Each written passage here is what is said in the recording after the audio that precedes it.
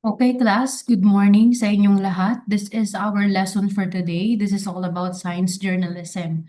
So, I'll go directly discussing this lesson because I'm thinking kung tayo nga ay matutuloy ang debate, I don't want us to have our debate in this format.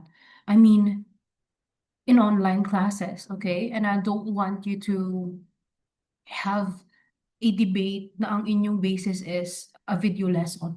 I still want us to have face-to-face recap regarding this topic. So I might be discussing this lesson and also after this on our second meeting tomorrow, we will have our quiz in this lesson. Okay, so I have to do a bit of intervention because I believe that the best way to to execute a performance tasks then is to have a face-to-face delivery of the lesson.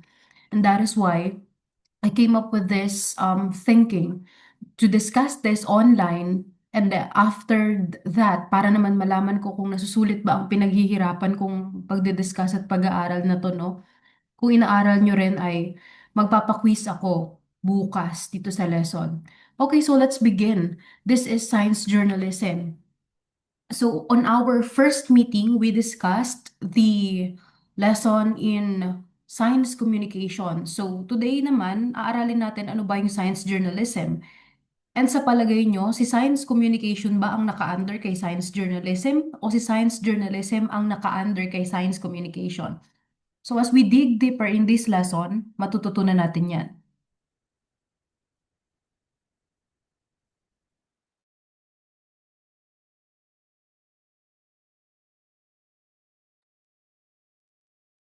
Okay, so I hope you also studied the last posted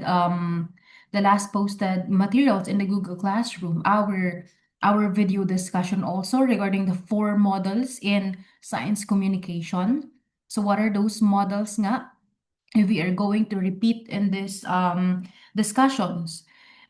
Those models are intended to communicate science to the general public in a perspectives na nung una sa deficit model, hindi sila kinikilala bilang parte ng communication process. People are considered, People were considered rather as merely receivers, no?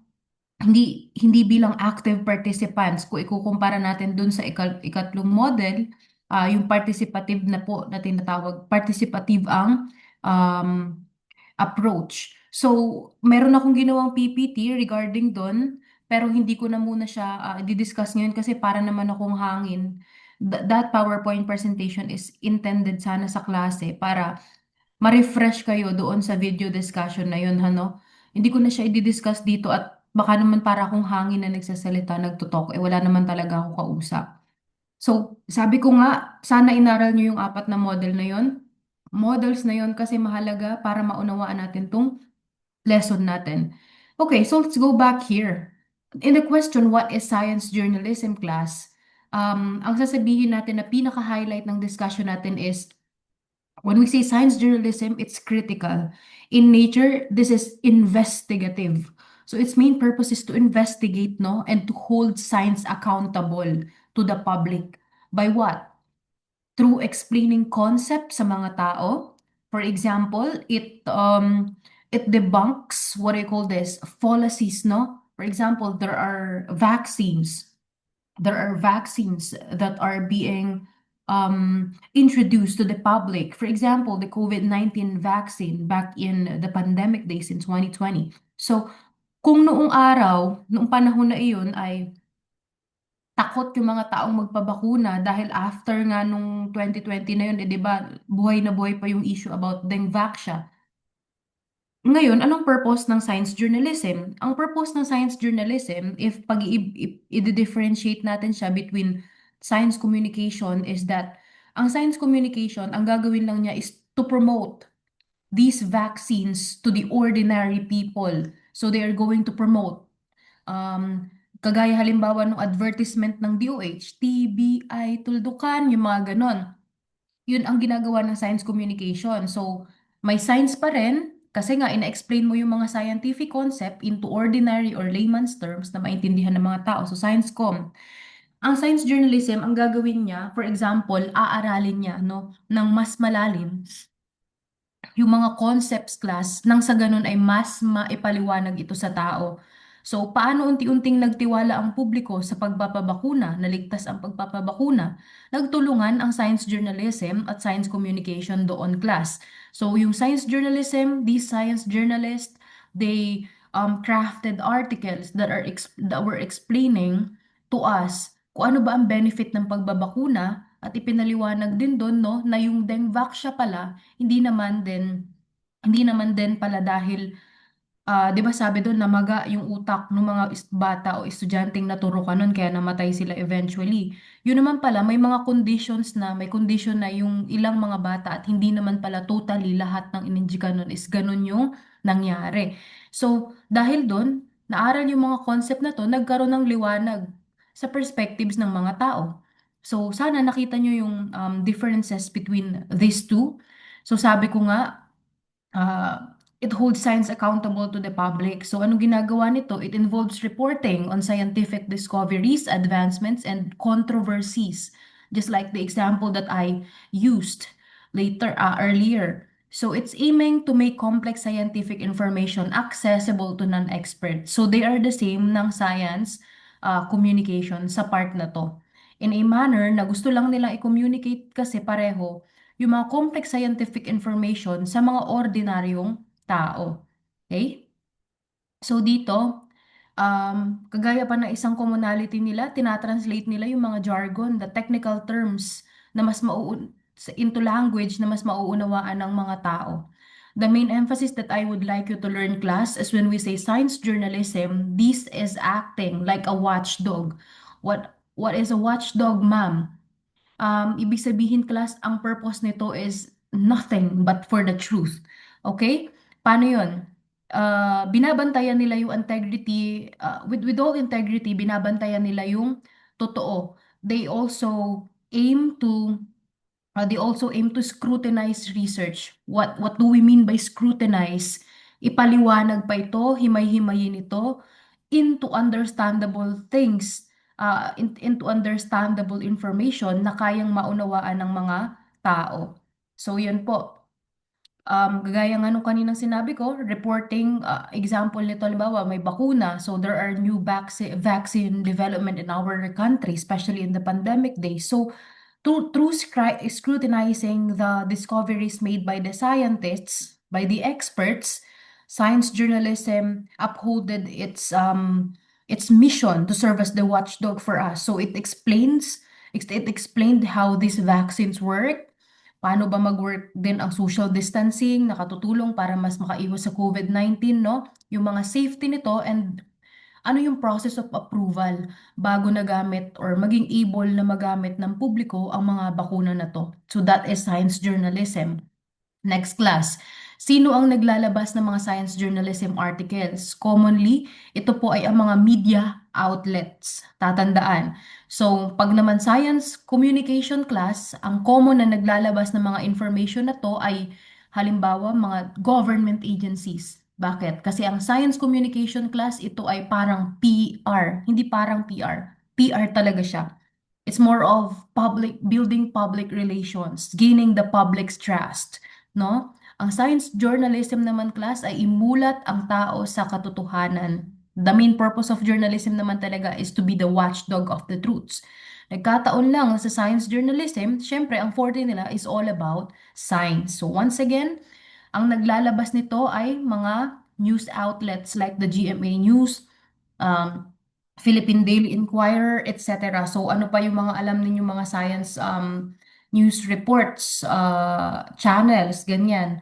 So these are one of the examples lang ng mga media outlet na naglalabas ng science journalisms.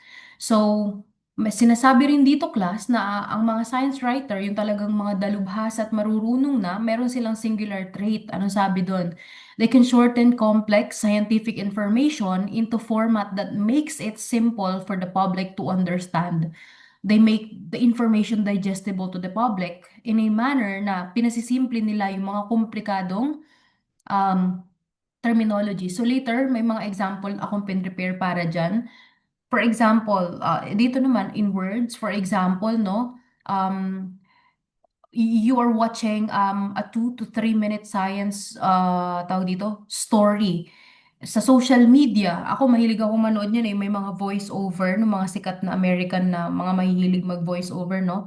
So hindi to, sabi ko nga, maximum of 2 minutes na lang siya, no? 30 seconds, masabihin nating minimum na 30 seconds. So,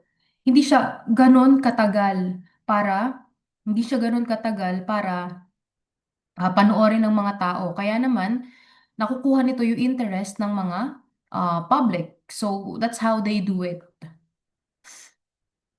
Okay, so now let's move forward to the characteristics naman. Ano ba yung mga katangian ng mga standout na science journalism, na science news articles rather.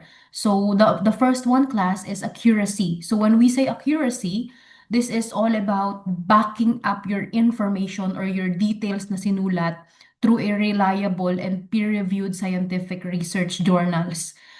Anong sinasabi nun sa madaling sabi? Dapat ang mga science journalist class, they should look beyond the hype of new scientific findings and incorporate nila yung mga critics na to from broader scientific community through looking at these peer-reviewed scientific research journals. So, you have to do a cross-checking sa pagsusulat ng isang science news article. So, it's a bluff.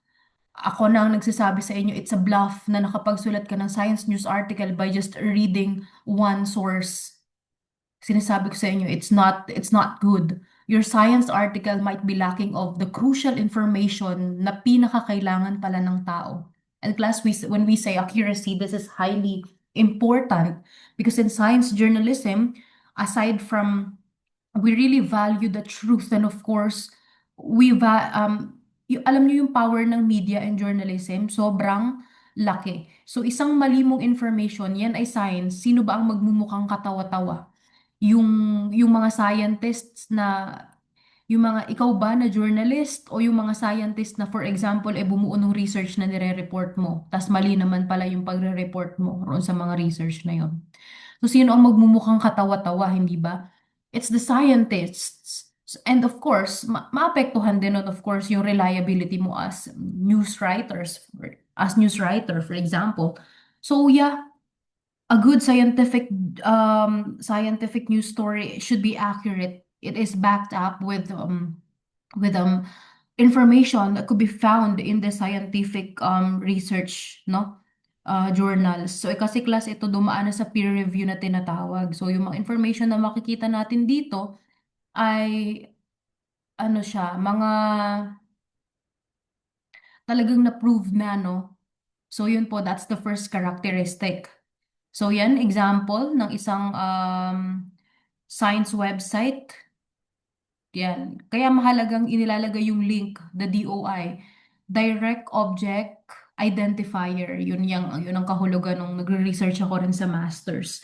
So yan po, ilalagay ang mga links. Dapat ito ay sa reliable sources. So back in my college days, I did not know that ChatGPT exists, no? Talagang si Ma'am literal na nasa library.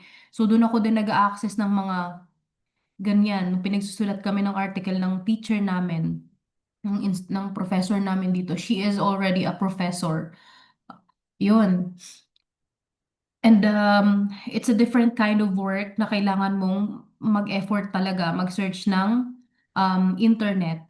Yung pala naman sa ChatGPT, mabilis mo siyang masesearch. Nga lang, sa experience ko sa masters, hindi lahat accurate, no? And also, pwede lang natin siya gamitin as guide, pero hindi pa rin tayo pwedeng mag-rely sa kanya when it comes to finding a lot of information. Magbubukas at magbubukas ka talaga ng mga journal, scientific journals, in writing a good news, science news story. So wait lang, I'll be back.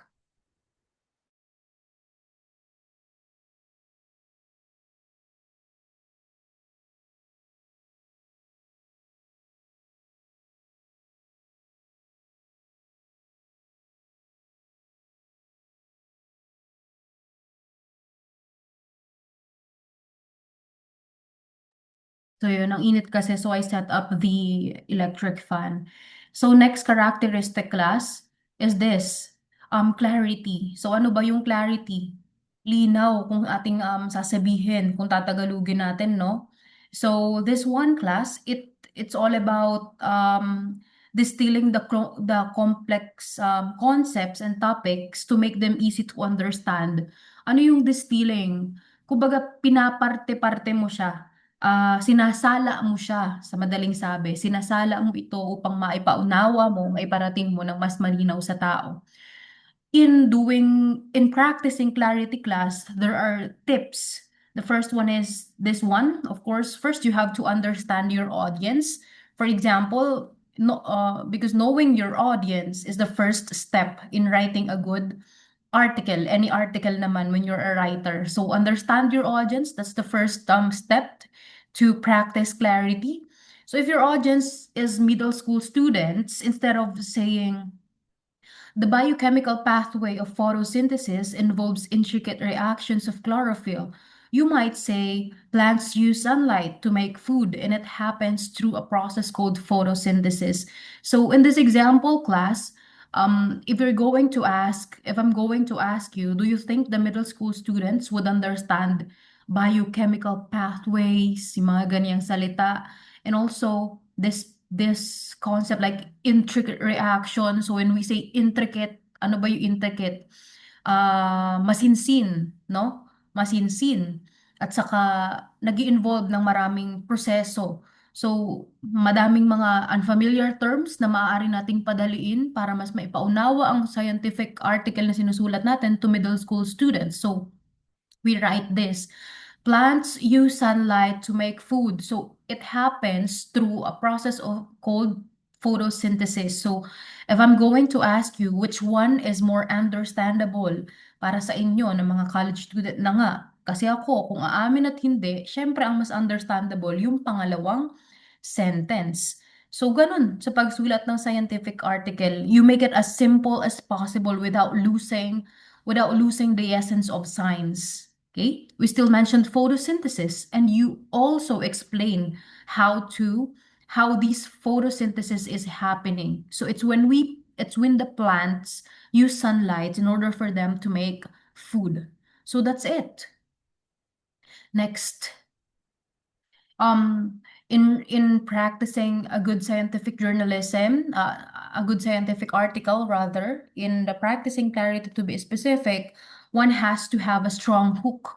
Ano yung hook? Ito yung pang-akit, no? The brief background on the subject that can help the readers understand the idea of your write-up. So you have to state first, no? Halimbawa, ito, may mga types of hook din kasi. Halimbawa, kung nagsusulat ka ng LabJourn article or feature article, may mga hook na ginagamit natin na ginagawa natin in a manner na patanong. You're asking question. May mga kinds of hook din. The opening paragraphs, no? Introductory sentence to be specific.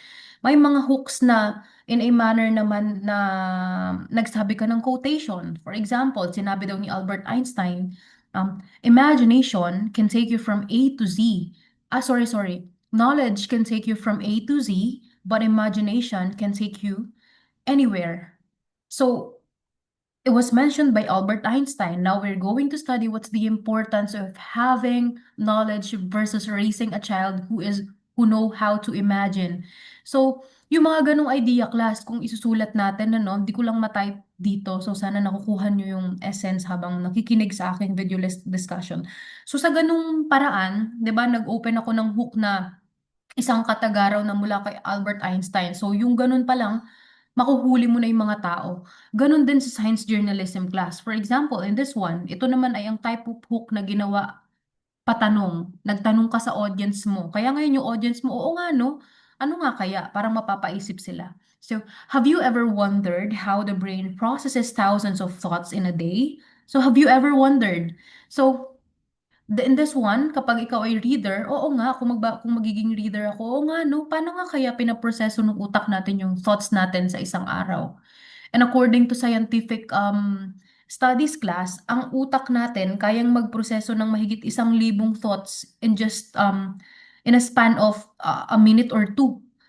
So, samot-sari, kaya talagang kapag wala tayong ginagawa, the more din na tayo ay nag-iisip at nag-overthink. So, I'm the manifestation of that. Kaya rin alam ko, no? Because I'm the kind of person who's always wondering what's happening, and I always seek for answer. So, I'm searching the internet whenever my brain pops a question na that it should be answered. So, that may tanong ako. So, ano dapat gawin para ma-ease yung mga mapakadaming thoughts na parang nagpa-paralyze sa akin? Ang ginagawa, pinatunayan ng mga study class is to write in a journal. And that's why up until now, I still have my diary. I tend to write my thoughts there kapag parang na-overstimulate ako. So yun, bakit? Kasi daw kapag nagsusulat tayo sa loob ng 1 minuto, kung kaya mong 22 something na, basta wala pang 100 yung thought na kaya mong i-input sa isang pagsusulat. So, bumabagal yung pagpoproseso ng utak natin. So, this one, balik tayo rito. Have you ever wondered how the brain processes thousands of thoughts in a day? So, the answer lies in the billions of neurons that constantly communicate with each other, forming a network that powers our every move and idea. So, our brain is naturally packed with billions of neurons in this neurons class. They have this what we call spark. We literally have the spark inside of our brains. Pag hindi nagsispark yung mga neurons na yan, anong nangyayari? Hindi nagko-connect, walang connection. Doon na po nagsistart yung dementia ng tao. So, pansinin niyo yung mga lolo't lola na nag-uulianin, nakakalimot kung paano umihi. So, yun. Dahil sa mga yon, kung paano ba natin napoproseso yung mga thoughts na yan, and while these neurons are processing those thoughts, simple thoughts, yun na pala yung nagpapower ng move natin and the way how we think. So, ang ganda ng science journalism class. Kung ito ay atin lamang ding aaralin. Habang inaaral ko siya, maihahalin tulad ko siya sa isang feature article, no? Bakit ko nasabi? Kasi sa feature article class, malaya ka ron eh. Masining ang pagsulat mo.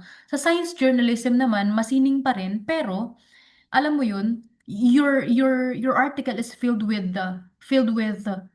scientific terms. For example, neurons. Neurons, this is a scientific term, and that is why you transform it into writing na mas maiintindihan ng tao. So science journalism is such a wonderful kind of writing, no? Communicating our thoughts. So next, simplify the complex concept. Again, in practicing clarity pa rin to, ha? So you have to divide the complex ideas into smaller and manageable pieces.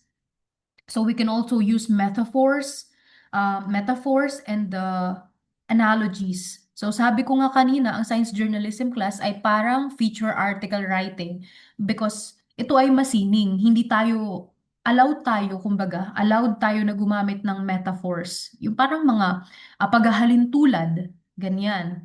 The sun is smiling brightly as ganyan-ganyan. And why do you think sun is smiling? For example, kung magsusulat, bakit sa palagay natin ngumingiti ang araw? Ano ba sinisignify ng ngiti? Eh, di ba, bright. It's because thousands of kilometers away from the Earth, sun is a burning star. For example, ganun yung parang pagsulat ng isang science journalism article, no? Masining pa rin, gumagamit ka ng metaphor, pero ang gusto mong i-communicate sa tao ay yung mga scientific discoveries. So this one class, simplify the complex concepts. We use this example. The Earth's atmosphere refracts the light at different wavelengths, so resulting in a dispersion of light into a spectrum. This is such a wonderful phrase that I could almost fall in love with this, no? Sabi diyan, sige, ihimayin natin yung mga parang mga mahihirap na maintindihang salita. For example, we have here refract. Refract. Ano ba ang kahulugan ng refract? Di ko siya ma-explain in words, so I might use, what do you call this? A tool, how to draw in this Zoom. So, refract, color. Okay, So for example, when we say refract, kung ito ang mundo natin, ito naman ang araw, yan naman ang araw.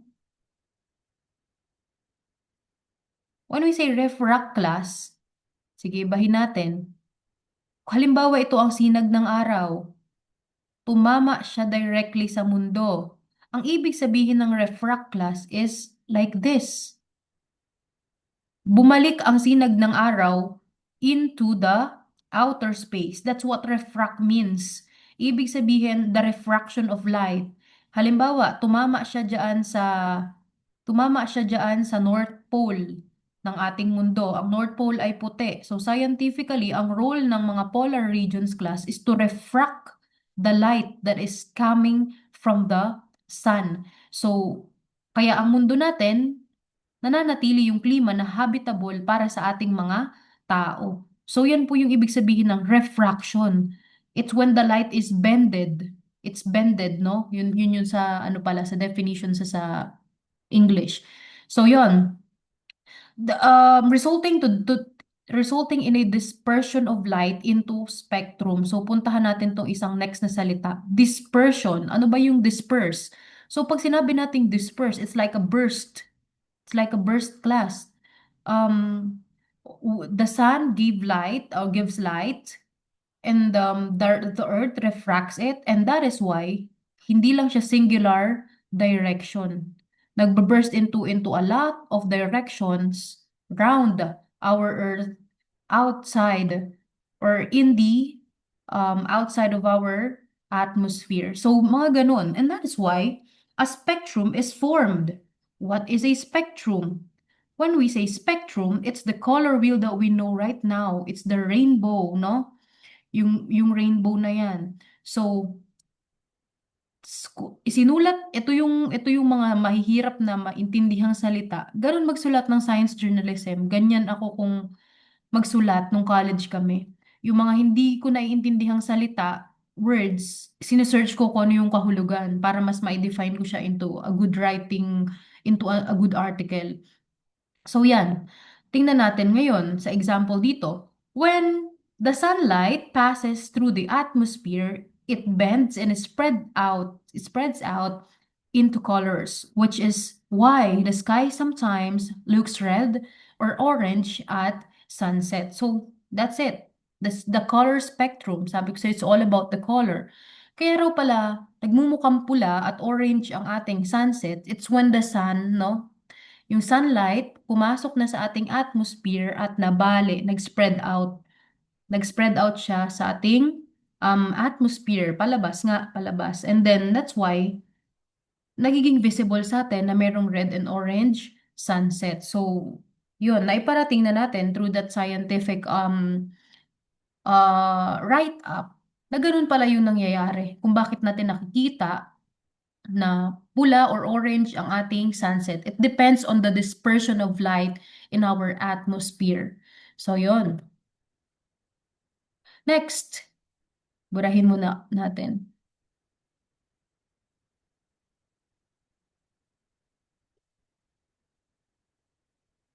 So, punta naman tayo dito. Use clear and simple language. This is very important. I'm guilty here. I love writing with highfalutin or highfalutinous words. Guilty dyan. Because my reason naman because of that is I love feature writing. So minsan ay hindi ko talaga maiwasan. But in science journalism class, it's very important to use clear and simple language. Kung yung mga necessary na sa palagay mo ay kailangan lamang maintindihan ng mga tao, di yun ang isulat mo. So dito, sabi sa example, the ocean's thermal convection patterns cause alterations in climate systems. So ano yung mga mahihirap na salita na kumbaga ay mahirap komplikadong maintindihan? It's the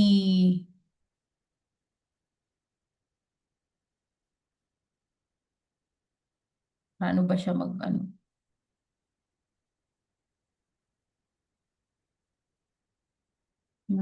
Wait lang ah. Hirap naman ito.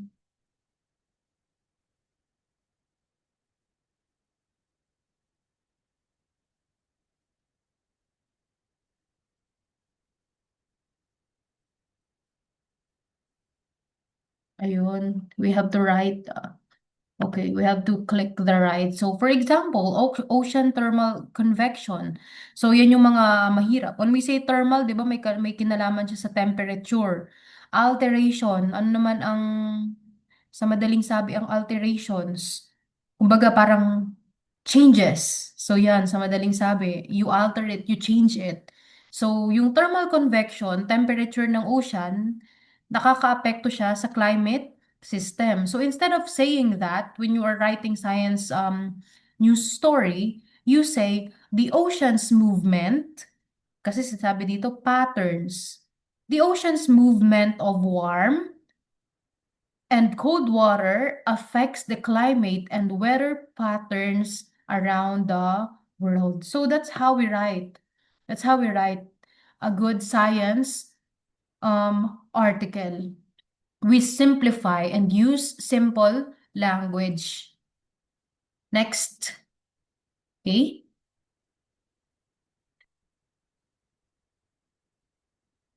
This one, structure your write-up logically. So dito class, napakahalaga ng mga tinatawag nating subheadings. When we say subheadings, in other word class, ito rin yung mga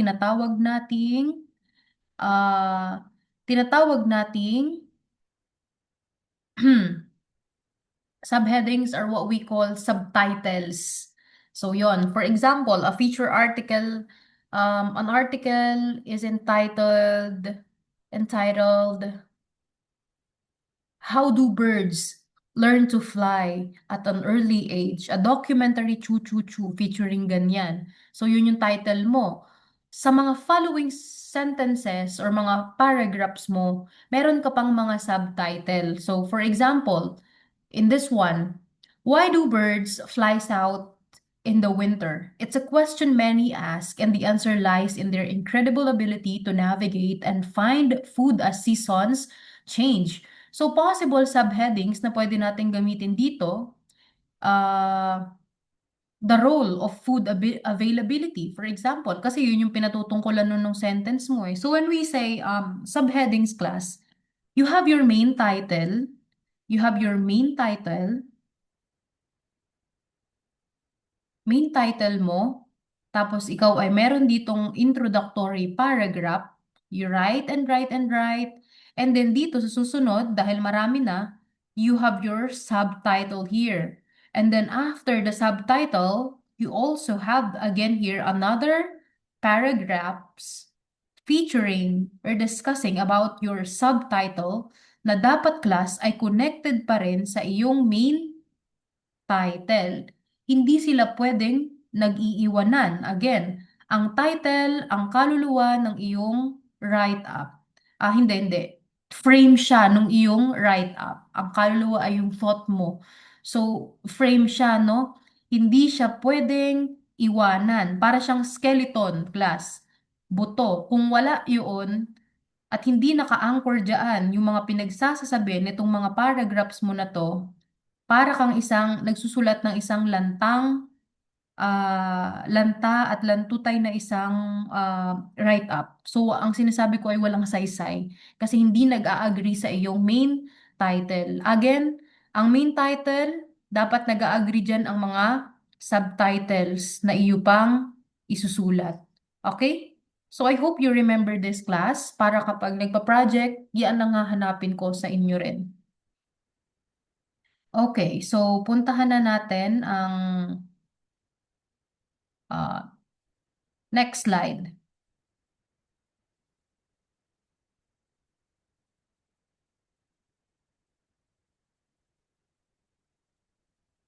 Kahirap naman mag-ano, paano ba to? Wait lang ah.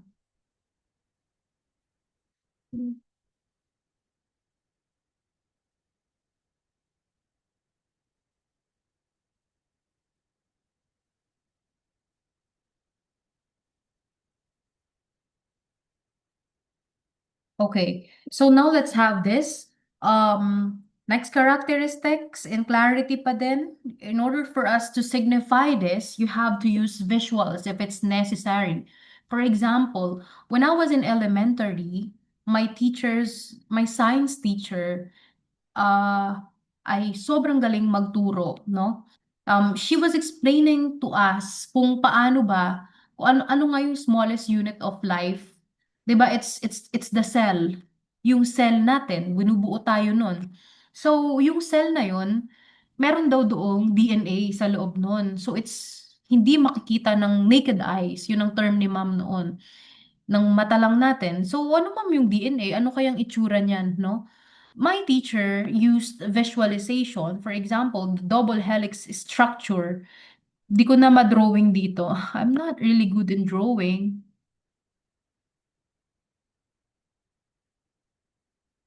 It's double helix structure, so it's like this. Sabi ni ma'am, ganyan, yung DNA natin.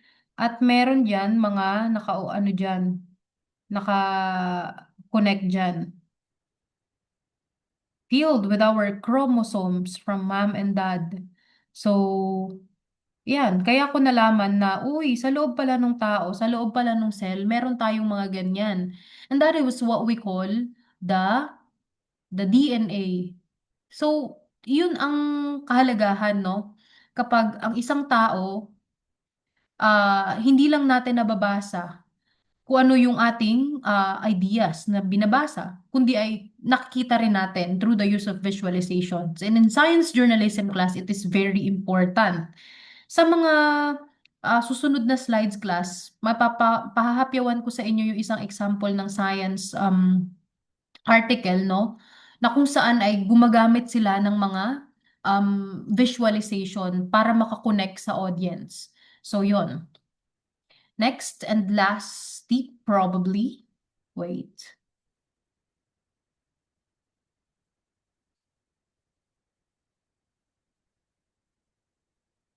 Okay, so for clarity, once again, it's very important to edit and proofread.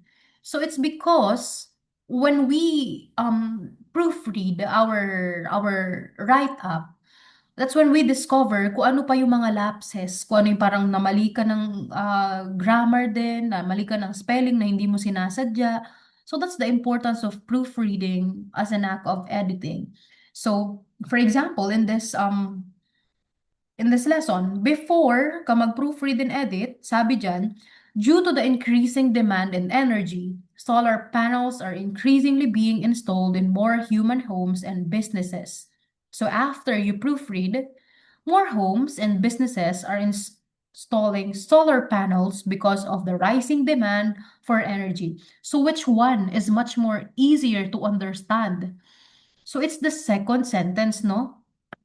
It's the second sentence. Kasi binawas-bawasan na rin ang paggamit ng mga, yan, for kuwit. Kumbaga yung sentence, technically, mas umikse.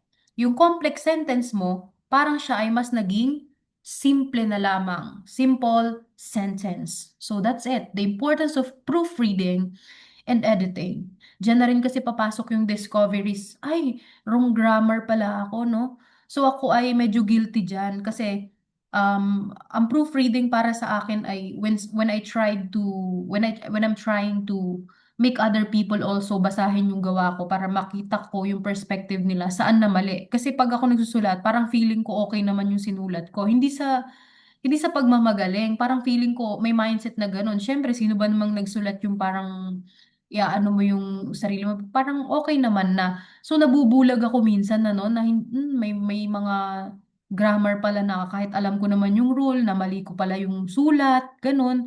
So hindi siya okay. So dapat nagpo-proofread tayo. So may isang tip na sinunat na binigay sa'kin yung former boss ko 'no, 'pag nagsusulat ako ng science article sa DOST, sa article, simple articles lang naman sa DOST. Babasahin ko raw ng pabaliktad. So for example here, more homes and businesses are installing solar panels because of the rising demand for energy. Binasa ko siya according kung paano siya basahin. Para daw mag-proofread ako nang makita ko yung mali, basahin ko mula sa dulo. So energy for demand, rising of the because. So sa ganoong paraan, hindi alam nung utak ko yung pagkakasunod-sunod ng mga salita. So I have no idea kung ano yung susunod at dapat Magbasa ako word per word per word per word per word. Doon ko makikita kung saan ako nagkamali ng spelling. Again, yun like ko sinasabi sa inyo, medyo mahina ako sa spelling. Kaya yun. So, puntahan natin. I hope you're still there, class. We have here the next characteristic. It's all about the context. So when we say context, science news story should explain how discovery or situation fits into a broader context and society. Saan ito papasok sa apat na models? Kaya ako siya kanina paulit-ulit minimension na sana inaral nyo. Kasi class, ang pangatlong tip na to ay pumapatungkol sa contextual model. Di ba ron, inalam mo na yung dahilan na sabi sa unang model, the deficit model, ang mga tao is walang alam, deficient sila sa knowledge. So, ang dat gawin, i-feed ng i-feed, turuan lang ng turuan. Eh, mali. Kasi what if yung tao naapektuhan lang pala ng religion, naapektuhan lang ng lugar na pinagmulan niya, geographical location, matuturing mo pa rin bang bobo yung tao? Or hindi, walang kakayanan mag-isip, kulang? Hindi. Kaya ngayon sa contextual model, isinaalang-alang yung mga factors na yon.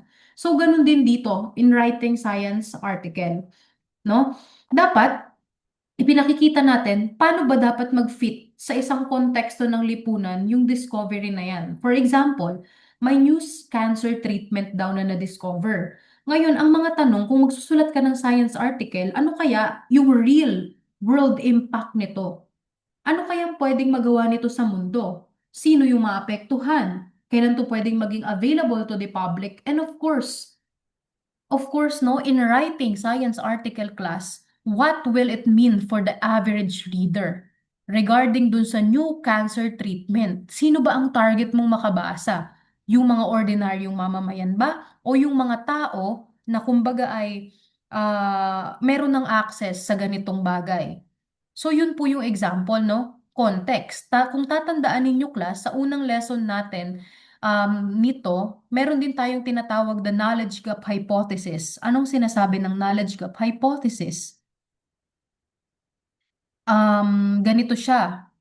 Yung diagram na ganyan, ano? Diagram na ganyan. O, isipin nyo ito yung curve sa Cartesian plane. Itong red line, yung knowledge ng mga ah, taong nakapag-aral. Puntahan naman natin ngayon, eto halimbawa, knowledge ng mga tao na medyo hindi nakapag-aral. Anong sinasabi ngayon ng knowledge gap hypothesis, class? Ang knowledge gap hypothesis is yan, yung yellow gap na yan. Ngayon, kung ito yung parang rate ng knowledge acquisition, knowledge nila, and this one is the knowledge acquisition, yung pagkuha nila ng mga kaalaman, no? Paano sila nakakagain ng information. Habang ang mga tao raw ay nakapag-aaral, mas may access sa education, tumataas yung kanilang karunungan. At habang hindi nakapag-aaral, nananatili ito in a constant or low po yung kanyang nalalaman. Kaya ngayon sa knowledge gap hypothesis class, ipinaliliwanag lamang niyan na ito yun, yan yun. Yung gap na yan po ay lalong lumalaki, lumalawak, humahaba ang distansya nila sa isa't isa dahil sa lipunan natin may mga tao talagang nakapag-aral at mga hindi nakapag-aral. So yun ang sinasabi ng knowledge gap hypothesis, knowledge gap. So yun, yung agwat nung karunungan na meron ang mga taong ito sa ating lipunan. So bilang isang science journalist class, sino ba yung target mong makabasa? What would it mean for the average reader? So that's it. Context. Let's go sa ating next slide.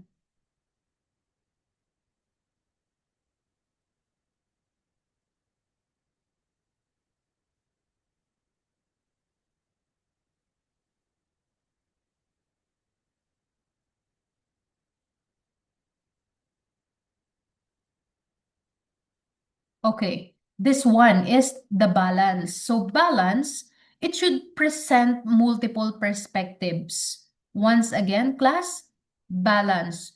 Ang dapat mine-maintain when we say balance class, when we say balance, dapat pantay po yung tinatawag nating accuracy and skepticism sa mga tao. Ano nga ulit yung accuracy? 'Di ba? It's when we back up our information through through reliable sources. And skepticism naman, class, it's the act, no, kung saan yung mga tao ay nananatiling curious, doubtful. Ibig sabihin hindi doubtful yung sasabihin ko sa inyong perspective dito, kundi nananatili yung curiosity nila, no? So yun, a good science article, class, should maintain this. Accurate yung information mo and at the same time, you let your people wonder why. That's the essence. Pag-isipin mo rin yung mga tao. I-trigger mo yung curiosity sa kanila. So, again, balance. And for this, misinformation is never allowed. And that is why accuracy is highly essential too.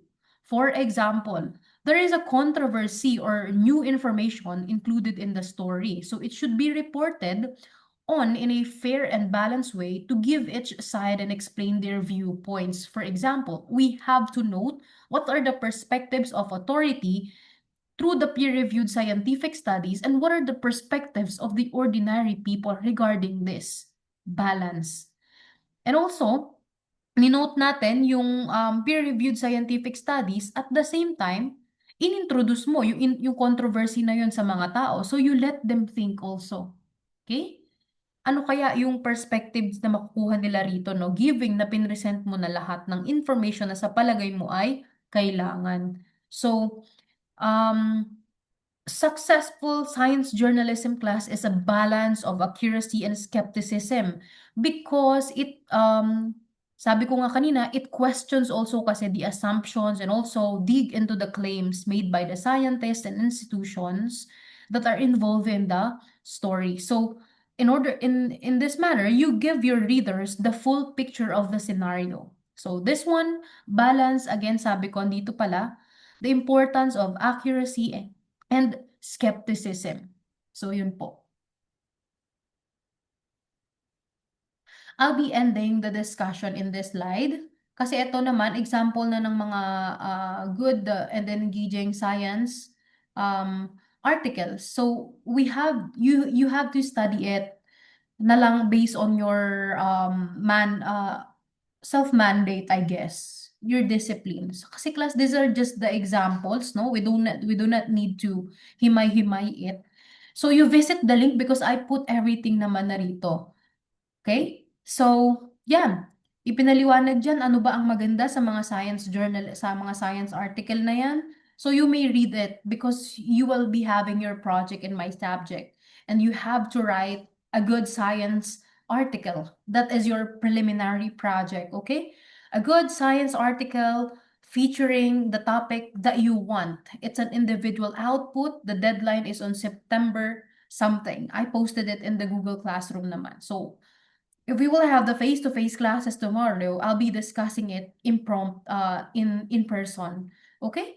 So class, that ends our discussion for today. I hope you learned in this video lesson and I hope you study. Okay?